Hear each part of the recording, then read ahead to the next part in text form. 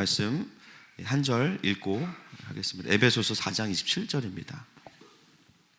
에베소서 4장 27절 말씀. 한 절 말씀인데요, 길지 않습니다. 큰 소리로 같이 한번 읽겠습니다. 시작. 마귀에게 틈을 주지 말라. 옆 사람에게 한번 이 말씀을 선포해 주세요. 시작. 네, 감사합니다. 앞으로 당분간 우리 축복은 이걸로 하겠습니다. 마귀에게 틈을 주지 말라. 말씀을 또 이용해서 네가 틈이야 이러지 마시고 그건 아닙니다. 네, 마귀에게 틈을 주지 말라 말씀입니다. 오늘도 주께서 우리가 함께 하십니다. 할렐루야. 여러분, 주님이 임재하시면 눈물이 있어요. 아멘이십니까? 치열하게 한 주간 전쟁한 분들한테는 하나님이 주시는 위로의 눈물이 있습니다. 아멘이십니까? 또 패배한 사람들에게는요, 회복의 눈물이 있습니다. 또 범죄했을지라도 용기 가운데 나온 지체들에게는 회개와 용서의 눈물이 있습니다. 그래서 오늘 우리 가운데 울지 않을 사람은 아무도 없어요. 축복합니다. 각자가 주님 앞에서 또 주님이 주시는 눈물을 흘리고 돌아가시는 귀한 밤이 되기를 축복합니다. 오늘은 지난주에 이어서 기독교를 국교로 공인했던 그 로마의 황제 이름 기억하시나요 혹시? 콘스탄틴 황제입니다. 콘스탄틴 황제고요. 그 콘스탄틴 황제가 이제 기독교를 국교로 인정하면서 좀 슬픈 일이지만 오히려 기독교는 타락하기 시작하죠. 타락하기 시작합니다. 그러면서 이제 제도적으로 많은 것들을 열어주기 시작하면서 오히려 권력과 부를 갖게 된 성직자들이 타락을 하게 되고, 또 겉으로는 기독교 국가지만 그 내용은 잃어버리는 그런 일들이 벌어지게 됩니다. 그 다음에 이제 등장하는 왕이 누구냐면 이제 콘스탄틴 2세가 등장했다가 3년 만에 이제 폐위되고요. 조카였던 줄리안이라는 황제, 율리아누스라고도 하는데요. 줄리안 황제, 오늘 이 한 사람을 좀 보면 될 것 같습니다. 이 줄리안 황제는요, 다른 로마 황제들과는 다르게 아주 기가 막힌 방식으로 이제 교회를 탄압해요. 폭력을 쓰지 않습니다. 전략을 써요. 근데 이 전략이 오늘날의 우리 그 시대 가운데 풀어지는 전략과 거의 똑같아요. 너무 신기합니다.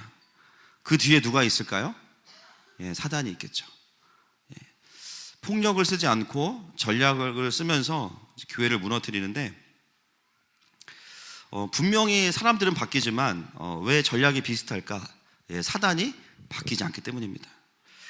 그래서 오늘 이 탄압하는 내용들을 좀 보면서 이제 좀 같이 보려고 하는데, 먼저 항상 우리가 중요한 거 뭐냐면 왜 이런 줄리안 황제와 같은 사람들이 등장하게 되었는지를 좀 알 필요가 있습니다.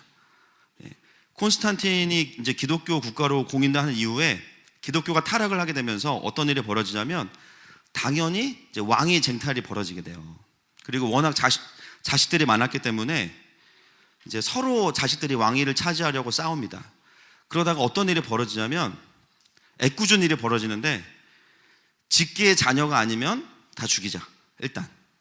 그래서 가만히 그냥 생각도 안 하고 있던 직계 자녀가 아닌 다른 자녀들을 그냥 칼로 다 죽여버리게 돼요. 그래서 이 줄리안의 아버지도 죽게 되고 형도 죽게 되고, 줄리안은 그때부터 고아가 돼서 어린 시절을 도망을 다니는 시간들을 보내게 됩니다. 불똥이 엉뚱한 대로 튄 거죠. 이복 동생들은 다 죽였기 때문에. 여러분, 그런 어린 줄리안의 마음에 어떤 마음이 있을까요? 복수와 분노. 누구에 대한? 당연히 콘스탄틴과 그 아들들과 그 다음에 누구? 기독교. 기독교에 대한 반감과 분노가 가득하게 됩니다. 그래서 기독교 신앙에 대한 분노를 가슴에 품은 채로 어린 시절을 보내게 되는데요.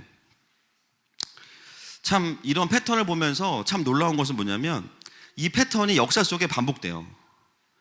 교회를 공격하고 때로 허무는 분들 중에 물론 옳은 소리를 하는 분들도 있습니다. 그러나 어떤 분들은 상당수가 교회를 모르는 분들일까요? 잘 아는 분들일까요?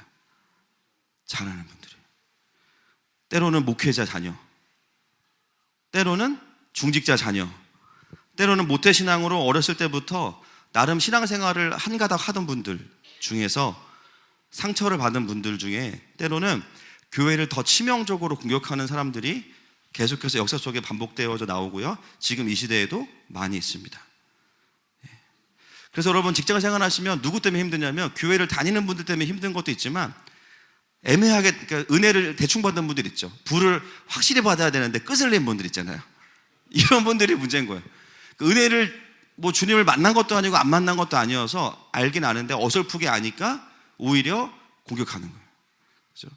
나도 교회 다니는데 이러면서 뭐 세상은 그렇게 사는 거 아니라고 그러면서 오히려 틈을 내고 비진리를 주는 분들이 누구냐면 애매한 분들입니다. 그래서 더 치명적이죠.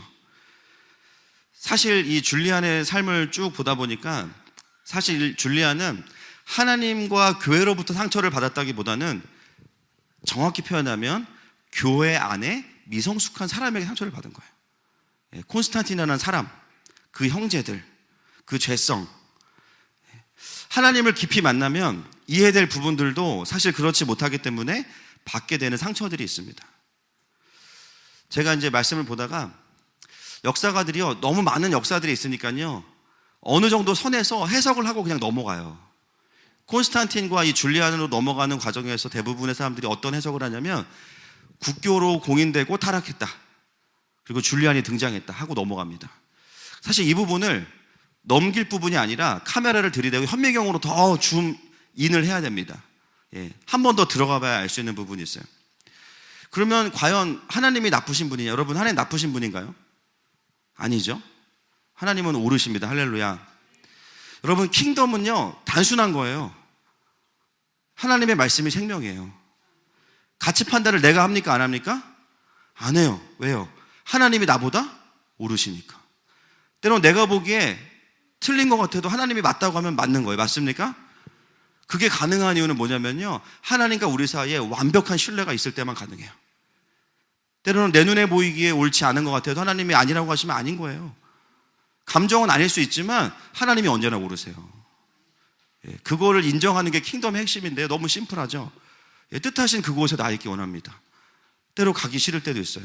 때로는 하기 싫을 때도 있어요. 그럼에도 불구하고 그 자리로 갈 수 있는 이유는 무엇 때문이냐면 그분이 우리의 왕이신데요, 가장 완벽하시고 선하신 왕이시기 때문이에요. 근데요, 어떤 일이 벌어지냐면 그 사이에 사람의 리더십이 끼기 시작하면서부터 이 왜곡이 일어나기 시작합니다. 콘스탄틴이 기독교를 국교화한 것은 참 잘한 거죠. 맞습니까, 여러분? 잘한 거예요. 그런데 우리가 좀 더 깊은 기준으로 봐야 될 부분은 뭐냐면 과연 그는 성령 충만한 그리스도인이었는가라는 겁니다. 과연 건강한 그리스도인이었는가라는 측면에서 본다면 사실 좀 관점이 달라질 수 있죠.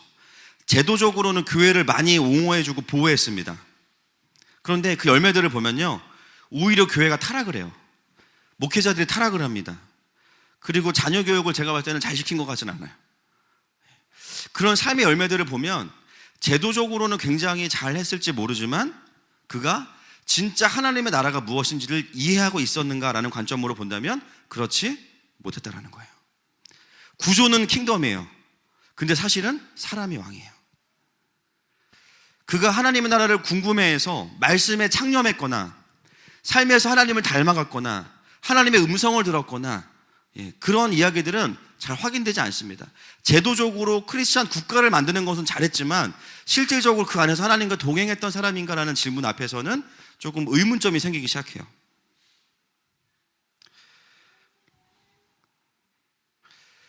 그리고 줄리안과 같이 기독교에 대한 분노를 품은 또 다른 황제가 나타나는 것을 보면서 콘스탄틴이 황제로서만이 아니라 한 건강한 그리스도인으로서 보기에는 좀 어려움이 있었다라고 평가받을 수 있겠죠. 국교로서의 기독교가 생명력을 잃어버리게 한 겁니다. 이런 부분에서 본다면 우리가 좀 부정적으로 봐야 되는 부분이 있어요. 여러분, 이게 우리에게 어떻게 적용될 수 있을까요? 자녀들이 교회에 올 수 있도록, 특히나 우리 모태신앙 자녀들은요, 제도가 잘 돼 있습니까? 안 돼 있습니까? 잘 돼 있어. 헌금도 국가에서 지급을 해요. 이런 나라가 어디 있어? 그죠? 완전 하나님 나라 아닙니까? 그죠? 밥 먹을 때 식기도 꼬박꼬박하고, 그죠? 모든 제도가 우리 아이들이 교회를 올 수 있는 구조를 가정이 다 가지고 있습니다. 그 제도가 나쁜 게 아니죠. 그런데 그것만이 다가 되면 어떻게 될까요? 우리가 콘스탄틴 될 수 있는 거예요. 제도는 가정이 다 갖추고 있는데요, 중요한 건 뭐냐면 아이들이 그 제도 속에서 자신의 하나님을 만나야 됩니다. 가능하면 부모의 연약함에 매이지 않고 부모의 하나님을 볼 수 있어야 돼요. 맞습니까, 여러분? 그럴 때 부모를 통해서 가정 안에 만들어진 그 하나님을 섬기는 제도가 아이들에게 누려지게 돼요. 그렇지 않고 예를 들면 제도는 있어요. 교회 안 가면 엄마한테 뒤지게 혼나. 그렇죠? 근데 성적을 잘 못 받으면 더 많이 혼나. 실제로 부모가 제도는 있지만 너무 폭력적이거나 신앙의 삶에서 보여지지 않는다면, 여러분 죄송하지만 가능성이에요. 다 그런 건 아닙니다. 줄리안과 같은 자녀가 나올 수도 있습니다. 이해되시죠? 지금 너무 자기 부모님 쳐다보지 마세요. 분위기 안 좋으니까. 그래서 필요한 건 뭐냐면 제도를 마련하는 건 잘하는 것이지만 정말 우리의 아이들이 신앙이 있는지를 점검하는 것도 필요하고요. 나를 통해서 그 하나님이 아이들에게 자연스럽게 경험되어지고 있느냐가 더 중요한 겁니다. 아이들은 그런 부분들에서 잘 세워지게 되면 어느 순간 부모를 통해서 하나님을 보다가 어느 순간 자기의 하나님을 만나게 되어 있습니다. 저는 줄리안의 모습을 보면서 콘스탄틴의 가장으로서의 모습 속에 보여지지 않는 하나님의 나라가 있었구나라는 것입니다. 제가 이번 주 화요일 저녁에 이제 4층에 모양실을 갔는데 10시였는데요. 우리 유스 아이들이 수업 듣고 있는 거예요. 밤 10시에. 아무도 안 졸아. 제가 뒷모습만 보긴 했지만 아무도 안 졸고 말씀을 열심히 듣고 있는 거예요. 그때 강사분이 굉장히 진지한 분이셨거든. 시리어스한 분인데도 애들이 안 졸아요. 희한한 거예요. 야, 너무 감사하다. 근데 그 시간에 뭘 들었는지 안 들었는지는 사실 안 중요해. 왜냐하면 말씀을 들으러 왔다는 게 중요한 거야. 할렐루야. 자꾸 뭐 들었냐 물어보지 마세요. 그 시간에 게임 안 하고 주님 앞에 앉아있는 게 축복이에요. 할렐루야. 여러분 일주일에 한 번씩 2-3시간 그렇게 딴짓 안 하고 어찌됐건 말씀 앞에 서 있잖아요. 그때 뭐 반야심경 하지 않잖아요. 그죠? 그죠? 수리수리 마수리 이런 거 안 하잖아요. 공적식사 이런 거 안 하지 않습니까? 그 시간에 아이들이 와서 어쨌든 말씀 앞에서 기도해보고 고민해보고 비록 다 들은 걸 놓고 갈지언정 저는 굉장히 의미가 있다고 생각해요. 할렐루야. 질도 중요한데 양도 중요해요. 그 시간을 하나님 앞에 보내는 것 자체가 의미가 있어요. 굉장히 그 모습을 보면서 제 마음에 좀 안심이 됐어요. 다니엘서 말씀에 보면 11장 32절 말씀 제가 읽어드릴게요. 그가 또 언약을 배반하고 악행하는 자를 속임수로 타락시킬 것이나 오직 자기의 하나님을 아는 백성은 강하여 용맹을 떨치리라. 할렐루야. 오직 자기의 하나님을 아는 백성은 강하여 용맹을 떨치리라. 자기 하나님을 아는 백성 어떤 백성입니까? 하나님을 경험한 백성이죠. 하나님 나에게 이런 분이셔. 하나님 나에게 이렇게 일하셨어. 그 신선한 고백이 날마다 업데이트되는 사람들, 그런 사람들이 강한 용사예요. 하늘마음 주일학교가 이런 아이들로 채워지기를 축복합니다. 어린 줄리아는요, 황제와 기독교를 분별하지 못한 거예요. 어리니까. 그냥 그런 콘스탄틴을 통해서 하나님은 그런 분이었던 거예요. 그러니까 그냥 기독교가 싫은 거죠. 그래서 줄리안이 어린 시간 동안 뭘 했나를 제가 찾아보니까 그 분노가 가득한 채로 복수심을 가지고 뭘 했냐면요, 보통 이런 경우는요 완전히 반대로 가요. 반대로. 그러니까 기독교 자체가 싫으니까 어떻게 되냐면, 줄리안 황제는 굉장히 똑똑한 황제입니다. 어렸을 때부터 공부를 하기 시작하는데 무슨 공부하냐면 아테네 같은 곳에서 자라나면서요, 일단 기독교가 싫기 때문에 기독교를 통째로 드러내면 공부할 수 있는 학문은 그 당시에는 하나밖에 없어요. 그리스 로마의 라틴 문학입니다. 그리스 로마의 신화를 공부하고 라틴 문학을 공부해요. 여러분 이거 잘 기억하십시오. 이게요 나중에 르네상스에서 또 나옵니다. 굉장히 신기해요. 하나님이 싫으니까 그리스 로마의 인문학과 신플라톤주의를 깊이 있게 공부하면서 엄청난 지성을 소유합니다. 그리고 그것이 교회를 공격하는 그의 가치관이 돼요. 그리고 그가 왕이 되고 나서 놀랍게도 모든 부하들이 줄리안을 존경하기 시작해요. 왜냐하면요, 신플라톤주의를 공부하게 되면 사람이 호화롭지 않거든요. 굉장히 근검 절약하고 황제인데 호사스럽지 않고요. 그리고 인품이 되게 좋았어요.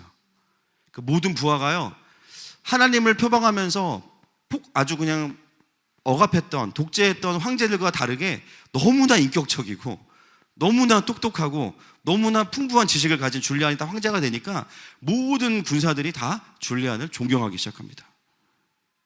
사람만 놓고 보면 모든 사람이 따를 만한 리더는 누굴까요? 줄리안이에요. 이런 부분들이 진짜 무서운 거예요, 여러분. 자발적으로 군사들이 줄리안에게 자신의 충성을 맹세하기 시작해요.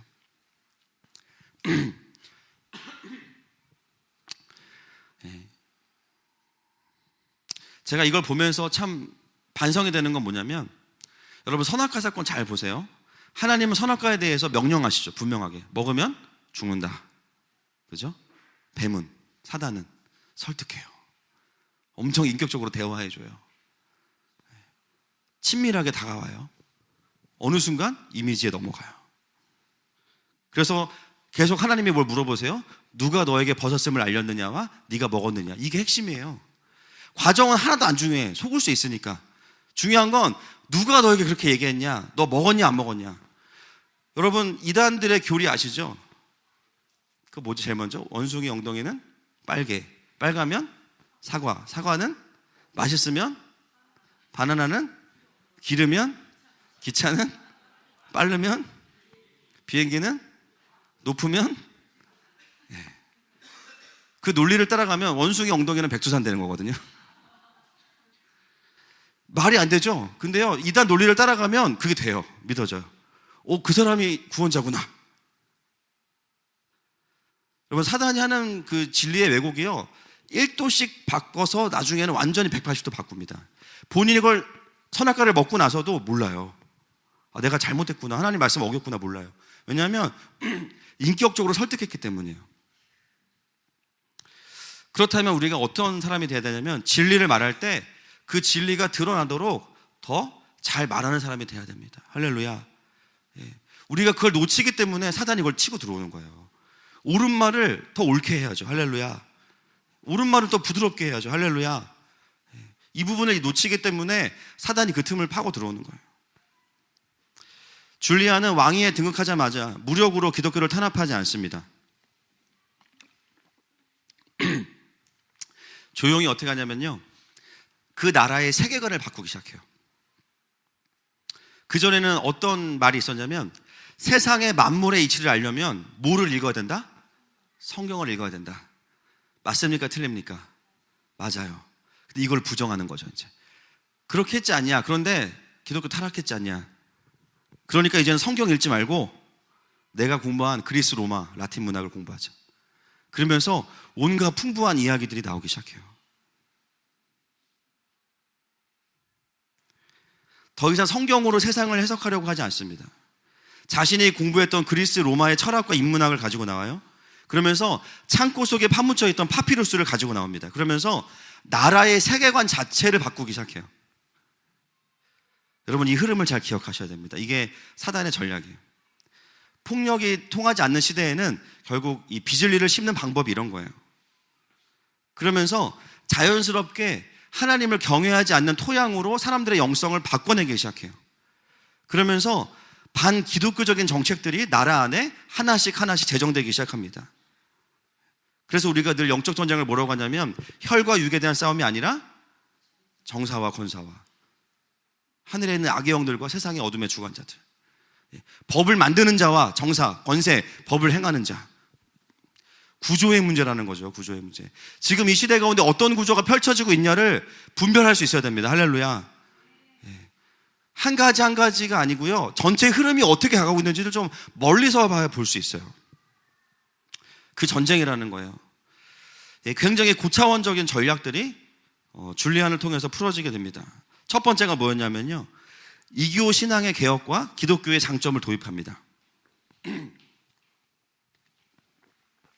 1번 같이 읽겠습니다. 시작. 모든 종교의 자유화, 종교 차별 금지법. 네. 모든 종교의 자율화를 선포합니다. 이게 뭐냐면 원래는 국교가 뭐였죠? 기독교였잖아요. 이제는 모든 종교를 다 자율화를 시키는 거예요. 불교, 배화교, 그 다음에 뭐 뭐든지 종교는 다 자유. 뭐 울라말라깽이교 뭐 다 자유예요. 뭐가 됐건 괜찮아요. 네. 어떻게 보면 와 자유다라고 생각할 수 있지만 사실 이미 진리의 개념이 너무 확실한 국가에서 다른 종교들이 다 자유라는 이름으로 인해서 어떻게 되냐면요, 무수한 이단과 종교들이 섞이기 시작합니다. 종교차별금지법이죠. 그러면서 어떤 전략을 쓰냐면 기존 기독교에 대한 안 좋은 이미지를 계속 부추기면서 모든 종교를 다 풀어버리고요. 또 한 가지는 뭐냐면 이교도들에게 삶을 강조시켜요. 뭐를 벤치마킹했어요? 기독교. 그들이 그렇게 안 사니까 원래 기독교는 삶과 신앙이 일치해 이교도들에게 너희가 그래야 된다. 그러면서 윤리와 도덕을 강조합니다. 이거 원래 누가 해야 되는 거죠? 우리가 해야 되는 거예요. 줄리안이 제일 싫었던 게 뭐냐면 그렇게 하나님을 사랑한다고 찬양하던 황제나 이복 형들이 실제 삶에서는 그렇지 않았던 모습을 보면서 아주 그냥 치가 떨린 거였어요. 탐욕스럽고 살해하고 사람들을, 그것을 오히려 이교도들에게 적용을 시킵니다. 그러면서 기독교를 비판하는 변증법적 강의 나중에 나오지만 이런 분들한테는 연봉을 막 10억씩 줘. 10억씩. 멋지게 기독교를 너네가 까면 10억 줄게. 윤리, 도덕, 가난한 자와 장애인을 위한 구제소와 병원을 만들고요. 하나님의 이름이 아니라 다른 신들의 이름으로 나그네 수용시설을 만들고요. 사람들이 복음의 열매들을 흉내내게 합니다. 그러니까 어떤 일이 벌어지냐면 사람들이요, 다른 종교를 믿으라고 말하지 않는데 어느 순간 자연스럽게 이교도를 선택하게 돼요. 이교를 선택하게 돼요. 진짜 무섭고 완성도 있는 전략이었습니다. 이게 일명 거짓 선지자 전략이에요.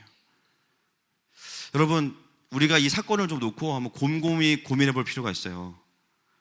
여러분, 사탄도 어느 정도는 흉내낼 수 있어요. 맞습니까? 흉내낼 수 있어요. 말씀 한번 출애굽기 말씀 보겠습니다. 시작. 모세와 아론이 바로에게 가서 여호와께서 명령하신 대로 행하여 아론이 바로와 그의 신하 앞에 지팡이를 던지니 뱀이 된지라. 바로도 현인들과 마술사들을 부르매 그 애굽 요술사들도 그들의 요술로 그와 같이 행하되. 잘 보세요. 모세와 아론에게 하나님이 주신 사인이 뭐였냐면 지팡이를 던지니까 뭐가 돼요? 뱀이 됩니다. 근데 누가 따라합니까? 바로의 마술사들도 그와 같이 행합니다. 물론 이제 속임수겠죠. 진짜 지팡이가 뱀이 된 게 아니라, 그죠? 뱀을 막 때려가지고 야, 너 가만히 서 있어, 경직되게 있어, 던지면 그때 풀어져 했겠죠, 당연히. 그죠? 그래서 뱀이 가만히 있다가 던지니까 풀어졌겠죠. 요술이라고 나오니까 속임수죠. 이게 실제로 한 건 아니에요. 그러니까 흉내를 낸 거죠. 흉내를 낸 겁니다. 여러분, 이 사건을 통해서 우리가 봐야 되는 굉장히 중요한 통찰이 있습니다. 사단도 어느 정도는 따라할 수 있어요. 사단도요, 방언 다 합니다. 좀 음산해서 그렇지, 하다가 너 누구야? 그럼 갑자기 조용히 해. 다시 해봐. 안 해. 그렇죠? 따라할 수 있어. 그래서 속는 거예요. 진리를 말하는데 폭력적인 사람과 일단 부드럽고 성품이 좋은 사람, 어느 정도 진실해 보이면 벌써 사람이기 때문에 우리가 마음이 열리는 게 달라져요. 그러다 보니까 어떤 일이 벌어지냐면 진리를 분별하는 것에 있어서 놓치는 일이 벌어질 수 있어요. 그런데 중요한 건 뭐냐면 그 다음입니다. 시작. 각 사람이 지팡이를 던짐에 뱀이 되었으나 아론의 지팡이가 그들의 지팡이를 삼키니라.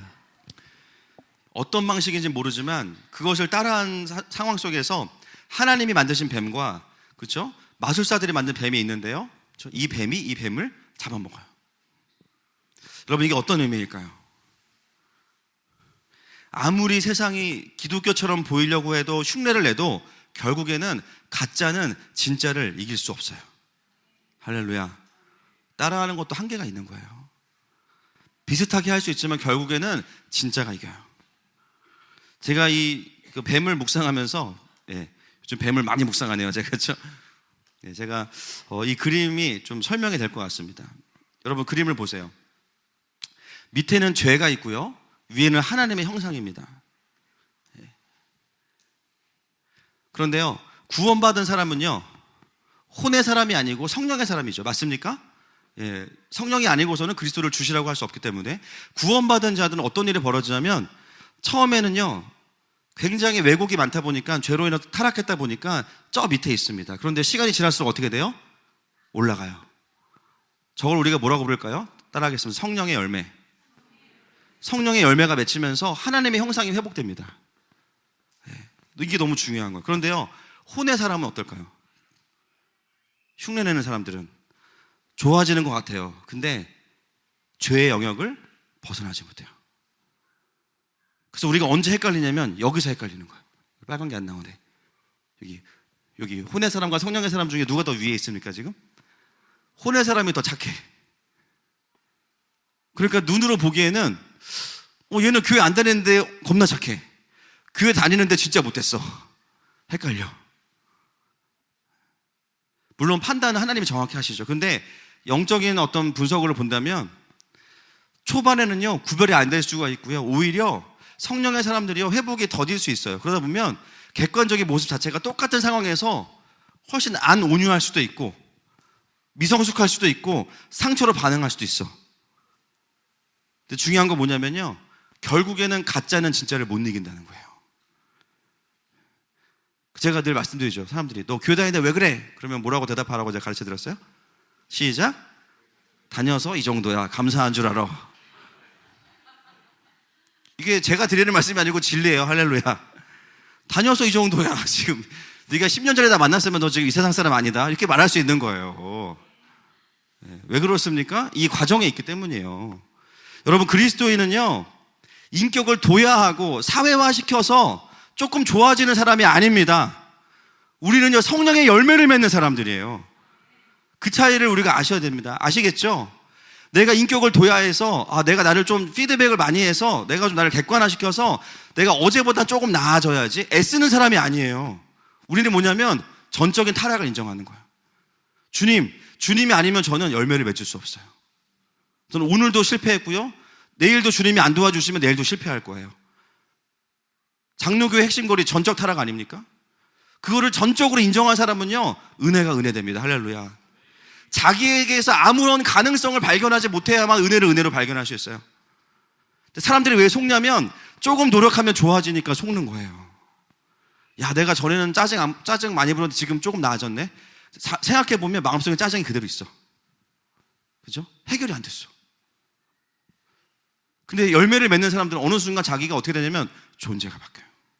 이미 예수님을 믿을 때 구원이 임합니다. 할렐루야. 이미 하나님의 차원에서 성화가 끝났어요. 근데 우리가 하루하루 살아가면서 경험하는 성화의 삶 속에서 열매가 맺혀지기 시작하면서 존재가 바뀌니까 그냥 괜찮은 거예요. 그런 것들이. 할렐루야. 진짜와 가짜의 차이가 이런 거죠. 여러분 성품이 아무리 좋아도요 사실 우리가 다 죄인입니다. 맞습니까? 그리스도인은 어떤 사람이냐면 나는 그래도 다른 사람보다 성품이 좀 좋습니다 이런 사람이 아니에요. 겉으로는 제가 좋아 보이지만 속은 똑같습니다 이런 사람이에요. 정직한 자. 할렐루야. 그래서 내가 노력해서 조금 나아지는 것이 아니라 이거는 이제 개인 수양이죠. 개인 수양. 점 하나 찍어놓고 하루 종일 바라보고 있고 이러셔야 되는 거예요.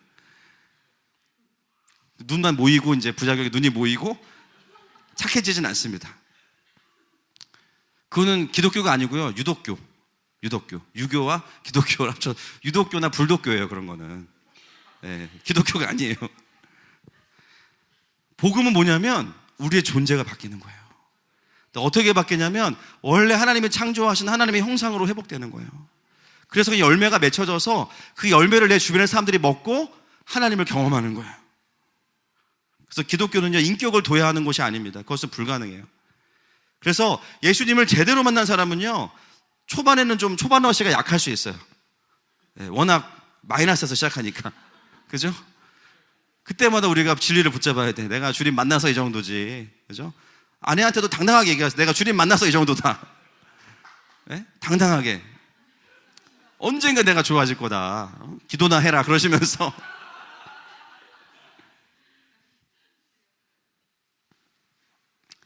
기독교는 자기의 마음을 해소하는 종교가 아닙니다. 그분의 다스리심을 경험하는 거예요.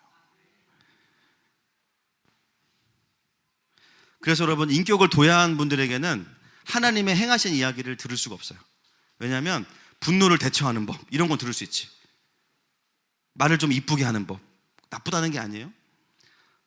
그런 건 들을 수 있어요. 그런데요, 하나님이 나에게 행하신 일 없어요. 희한하죠. 그런데 그런 걸 몰라도 하나님하고 주구장창 같이 뒹구는 분들은 어떤 말씀을 하시냐면, 하나님이 나를 바꾸셨습니다, 그런 얘기를 해요. 그냥 내가 어느 순간 괜찮아졌습니다. 그게 우리의 죄를 이기는 하나님의 일하심이에요. 어느 순간 인격이 좋아지는 게 아니라 하나님의 형상이 회복되고 하나님을 닮아가게 돼요. 나중엔 역전이 돼요. 여러분, 가짜는 진짜를 이길 수 없어요. 아멘이십니까? 줄리안이 이런 정책을 풀어낼 때 많은 사람들이 넘어가요. 그 구조와 전략이 굉장히 교묘했지만, 제가 더 정확하게 보는 것은 뭐냐면, 그때 넘어간 분들을 잘 보면요, 물론 줄리안의 책임도 있죠. 그런데 더 중요한 부분은 뭐냐면, 자신 안에 복음이 없었을 거예요. 분별을 못한 거예요. 이게 어디로부터 온 것일까? 겉으로 보기에는 맞는 말이고 좋은 말 같지만, 저기에 정말 생명이 있을까? 저기에는 예수 그리스도가 없어. 분별을 못하니까 어떻게 되니까 넘어갑니다. 기존의 줄리안과 똑같은 상황에서 그 기독교 국가라고 했던 그 나라 속에서 너무 많이 상처받고 해결이 안 된 많은 분들이 이 교도에 넘어갑니다. 여러분, 싫음과 틀림은 다른 겁니다. 아무리 싫어도 우리는 옳음을 선택해야 돼요. 할렐루야. 싫으면 틀리다고 생각하는 게 문제인 거예요. 수많은 사람들이 싫음 때문에 틀림을 선택하고 비진리에 넘어가는 일이 줄리안 황제 때 엄청나게 일어납니다. 오늘 우리가 이거 하나만 고민하고 돌아가도 성공이에요. 할렐루야. 그러므로 우리가 어떻게 해야 될까요? 마태복음 7장 16절 말씀 시작. 그들을 wal지니 가시나무에서 포도를 또는 엉겅퀴에서 무화과를 따겠느냐. 우리의 부르심은 뭐냐면요, 열매를 맺는 거죠. 열매를 맺는 거예요. 열매를 맺는 겁니다. 그래서요, 열매를 먹어보지 못한 자들에게 진짜 하나님의 나라가 뭔지를 가르쳐 줘야겠죠. 자랑만 하지 말고, 분석만 하지 말고, 나도 안 먹어본 거 책 보고 맛을 그냥 외워서 말해주지 말고 딱 떼서 먹어보라. 그들 우리가 동행할 때 그 열매를 먹게 되는 것입니다. 나를 보면서, 야, 어떻게 너 같은 애가 이렇게 하나님이 너 이렇게 바꾸실 수 있냐. 진짜 하나님 살아계신다. 할렐루야. 너무 분명한 거예요. 너무 분명한 거예요. 너를 보면 하나님이 보여. 막 이렇게 말씀하는 거죠. 내가 너를 아는데 막 그러면서. 여러분, 우리가 노력으로 나아진다면 얼마나 좋겠어요. 그죠? 그러면 우리의 롤모델은 사도 바울 같은 분들이 아니에요. 진정 우리의 롤모델 누구냐면, 노력으로 좋아진다면 단군 신화에 나오는 호랑이나 곰이 우리의 롤모델이에요. 100일 동안 쑥 마늘 엄청 먹고, 그죠? 사람 된다. 할렐루야. 노력으로 나아진다면 우리의 롤모델은 예수님도 아닌 거예요. 그리고 우리가 먹는 걸로 사람이 됐으면 이미 우리는 예수님이 돼야죠. 맞습니까, 여러분? 이미 우리는 20살 전에 예수님이 됐어야 됩니다. 드신 걸로만 따지면. 결론적으로 우리가 뭐 이런저런 것들을 분석할 수 있지만, 제일 중요한 건 뭐냐면, 나에게 열매가 있는가의 문제예요. 내가 진짜로 존재해주고 있는가, 하나님 앞에서. 갈라디아서 5장 22절 말씀, 잘 아시는 말씀 같이 읽겠습니다. 시작. 오직 성령의 열매는 사랑과 희락과 화평과 오래 참음과 자비와 양성과 충성과 온유와 절제니 이 같은 것을 금지할 법이 없느니라. 아멘. 끊임없이 하나님의 말씀, 진리의 말씀, 할렐루야. 하나님의 말씀 우리에게 뭘 도전하냐면요, 너희가 할 수 없어. 너희는 열매를 맺어야 돼. 그 열매는 너희는 가지야. 나무에 붙어 있는 거야. 애쓰는 게 아니야. 할렐루야. 내 말이 너희 안에 거하고 너희가 내 안에 거하면. 우리가 심리학이나 인간관계법이나 뭐 상담학 필요 없다는 게 아닙니다. 그런데 그건 다 양념이에요. 솔직히 말씀드리면. 여러분, 스테이크가 없는데 허브 소금이 무슨 의미가 있습니까? 등심 마블링이 없는데 소금이 무슨 의미가 있어요? 그죠? 근데 소금은 없어도 돼. 고기가 있으면 할렐루야. 그래서 고기는 그 자체로 선하니까. 그죠? 소금 없어도 돼요. 근데 사람들이요, 진짜 내공과 열매는 없으면서 너무 많은 양념들을 공부하기 시작합니다. 마치 그걸로 사람이 바뀔 것처럼. 여러분, 상담 열심히 하면 어떻게 될까요? 그 사람의 그냥 존재를 그냥 인정해 주는 걸로 끝나요. 너 힘들지? 힘내라. 힘이 안 나. 같이 침체돼. 안 난다고. 왜요? 죄의 문제이기 때문입니다. 이 문제는 복음이 아니고서는 해결될 수 없는 거예요. 동의하십니까? 여러분, 시체를 아무리 꾸민들 무슨 의미가 있겠어요? 아무리 이쁜 옷을 입혀도 사람은요, 살아있어야 돼요. 아무리 우리가 나를 포장해도 내 안의 죄성은 포장할 수 없어요. 반드시 썩은 냄새가 납니다. 반드시. 그러나 내가 아무리 어려워도 내 안에 생명이 있으면 언젠가는 나의 죄성을 뚫고 올라옵니다. 그게 복음의 능력이에요. 여러분, 콘스탄틴과 줄리안의 문제는 뭐냐면요, 기독교 국가가 됐었기 때문에 문제가 된 게 아니에요. 충분히 복음을 주고받지 못한 게 문제예요. 콘스탄틴도 하나님을 잘 모르는 상황에서 그냥 황제가 됐고, 줄리안도 하나님을 잘 모르는 상태에서 그걸 보면서 하나님을 그냥 추측했기 때문이에요. 나쁜 콘스탄틴과 상처받은 줄리안이 있는 거죠. 결국은 인간이 인간을 그냥 힘들게 한 사건입니다. 물론 황제로서 기독교 국가를 잘 세웠어야 됩니다. 그런데 그거를 못한 거죠, 사실은. 제도는 있지만 하나님의 임재는 없어. 구제는 있지만 하나님의 임재는 없어요. 시스템은 있지만 하나님의 통치는 없어요. 모습은 있지만 하나님의 마음은 부어지지 않아. 거기서 수많은 자들이 상처받고 그 책임을 누구에게 돌리냐면 하나님께 돌리는 거예요. 여러분, 이게 뭘까요? 선악과 사건 똑같죠. 중간과정에 우리가 들어가서 헷갈리는 거지만 결과적으로는 선악과 사건과 똑같은 패러다임입니다. 주님 물어보시는 거예요. 누가 너의 벗었음을 알렸냐? 그게 정말 나였니? 물어보시는 거예요. 처음에는 하나님이 세우신 콘스탄틴이잖아요. 정말 나였니? 그 사람의 죄성이었죠. 너는 먹었니? 예수님 안 믿었죠. 예수님 안 믿으니까 선악과 먹은 거잖아요. 주님 뭘 물어보십니까? 너 나 제대로 믿어봤니?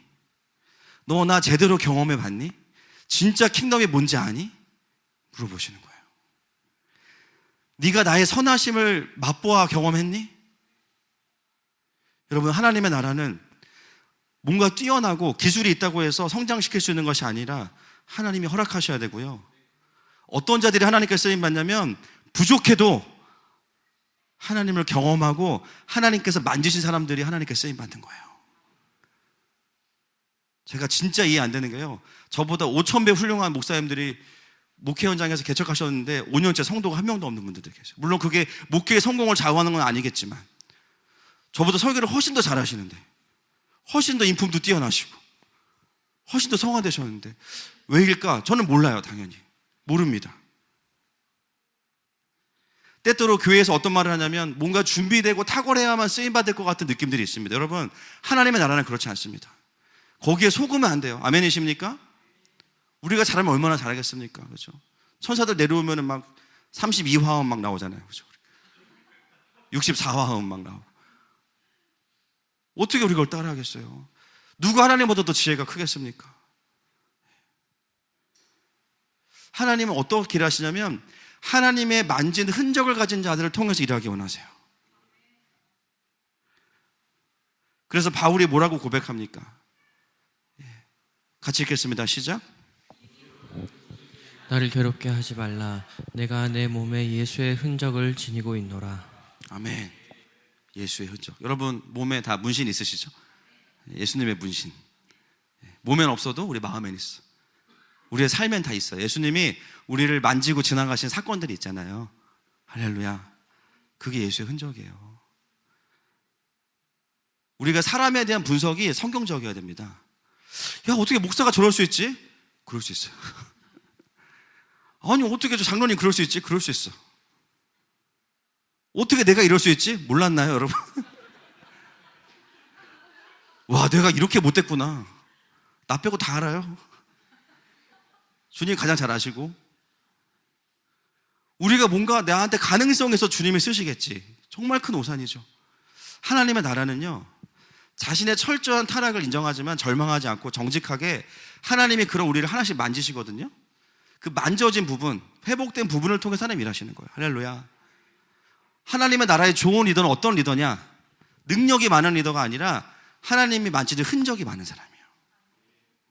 다른 사람을 볼 때 우리가 어떤 관점으로 봐야 되냐? 흔적을 통해서는 하나님의 일하심을 봐야 되고, 할렐루야. 아직 흔적이 오지 않은 부분에 대해서는 시간이 필요하구나. 저 부분에 있어서는 하나님의 만지심이 필요하구나. 그거를 경험하는 거예요. 우리가 좀 욕심을 내볼 수 있다면 이왕이면 많은 부분에서 주님을 경험해서 쓰임받게 축복합니다. 저 사람은 성품도 주님이 많이 만지셔가지고 좀 더 사람 됐고, 그죠? 리더십도, 저 사람은 뭐 이런 태도도 저런 태도도 뭔가 하나님의 그 만지심이 굉장히 많은 거야. 그럴수록 더 주님이 쓰시겠죠. 아멘이십니까? 미성숙한 사람은 부족한 사람이 아니라 아직 주님이 만지셔야 될 부분들이 많은 사람들인 거예요. 그래서 우리가 교회에서 때로는 다른 사람들을 보면서 실족을 할 때도 있고 실족을 시킬 때도 있는 거죠. 교회 다니는데 왜 저러냐? 그게 아닙니다. 여러분, 우리는요, 시간이 지날수록 인격을 도야하는 자들이 아니라 열매 맺는 자들이에요. 아멘이십니까? 우리가 이런 관점으로 이 리더십들이 바뀌어가는 것들을 좀 보았으면 좋겠습니다. 그래서 우리는요, 예배가 없이는 뭘 할 수가 없는 거예요. 개인 예배가 됐든 뭐가 됐든 하나님이 은혜 주시지 않으면 못하는 거예요. 회의 하나 인도하는 것도요, 얼마나, 그렇죠? 주님이 은혜 주시지 않으면 할 수 없습니다. 여러분 동의하십니까? 진도를 많이 안 나가기로 결정했기 때문에 여기까지만 하고 수업 끝 하겠습니다. 이 시간에 좀 기도하기 원합니다.